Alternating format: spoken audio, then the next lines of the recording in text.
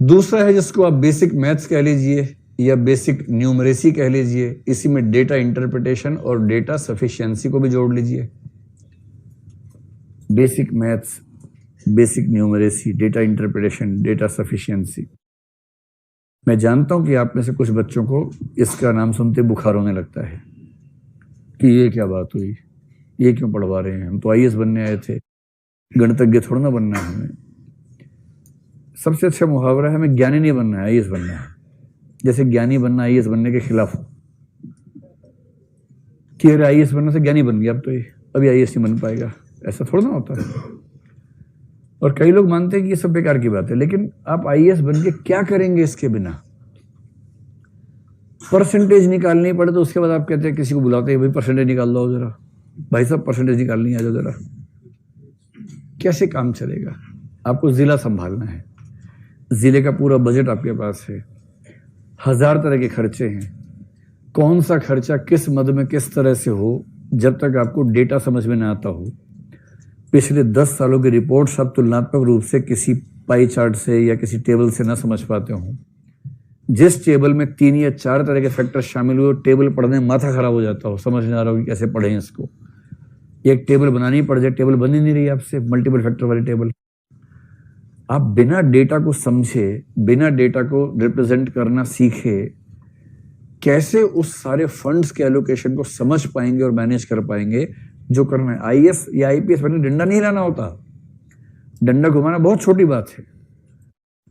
IAS IPS बनने के बाद, स्पेशली आईएएस बनने के बाद, आपको देश के सारे रिसोर्सेस को मैनेज करना होता है।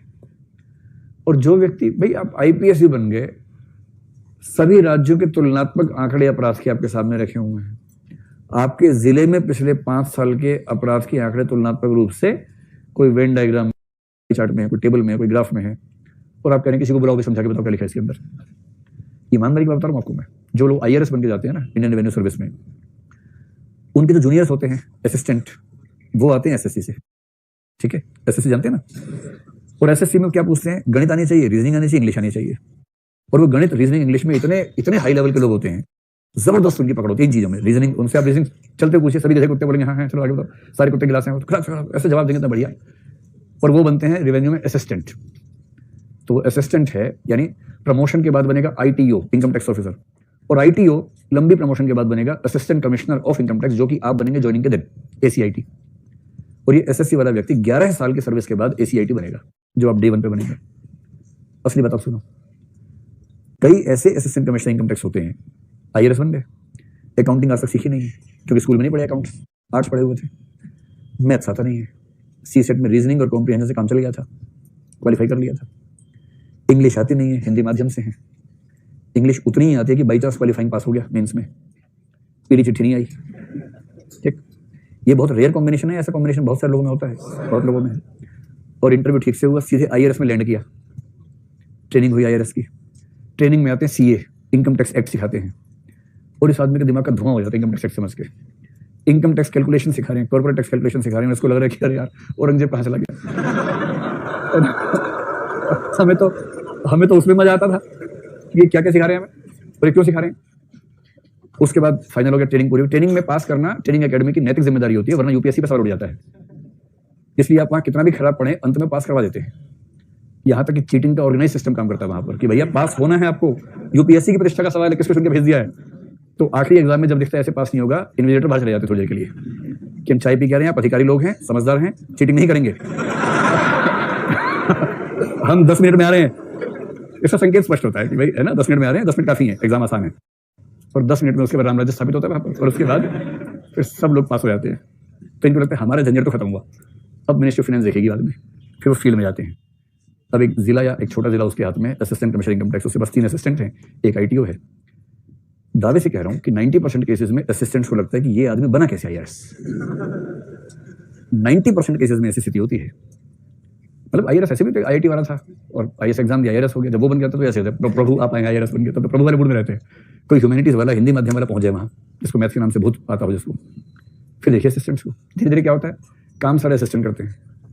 कोई काम है सर बोलते हैं अरे भाई तो सब देख लो क्या है ये, कुछ इंग्लिश में लिखा, आप देखो क्या लिखा है। इसका टैक्स कैलकुलेट करना जरा, कैसे करते हो तुम लोग यार, कैसे करते हो। इसको लगता है कि हम तो जैसे करते हैं, भाई तू आया कैसे यहाँ पर। तो यहाँ पहुंचे कैसे? ये हालत हो जाती है। और उसके बाद जब केस की सुनवाई, ये भाई साहब जज भी तो हैं। असिस्टेंट कमिश्नर होने का मतलब है कि आप जज हैं। जज का मतलब इनकम टैक्स या जीएसटी के मामलों में आप जिस भी सर्विस में हैं उसके केसेस आपके पास आएंगे। किसी पे आपने भेजा, एक पत्र भेजा कि आपका टैक्स ठीक नहीं लग रहा हमें, तो डिस्कशन करनी होगी। केस कर दिया, वो आदमी आया, उसने वकील भेजा अपना, वो वकील एलएलबी प्लस सीए है। आमतौर पे टैक्सेशन के वकील सीए प्लस एलएलबी होते हैं। वो वकील है, वो पिछले 10, 20, 25 साल से इनकम टैक्स के केसेस देख रहा है। इनकम टैक्स एक्ट उसको पूरा रटा हुआ है। वो देखता नहीं है, वो सीधे पेज नंबर बोलता है, पेज नंबर है, चौथी लाइन दूसरा शब्द, ऐसे बोलता है और सारा इंग्लिश में बोलता है। सामने जज साहब बैठे हैं। जज साहब ने इनकम टैक्स ठीक से पढ़ा क्योंकि एकेडमी में वो बाकी कामों में व्यस्त थे।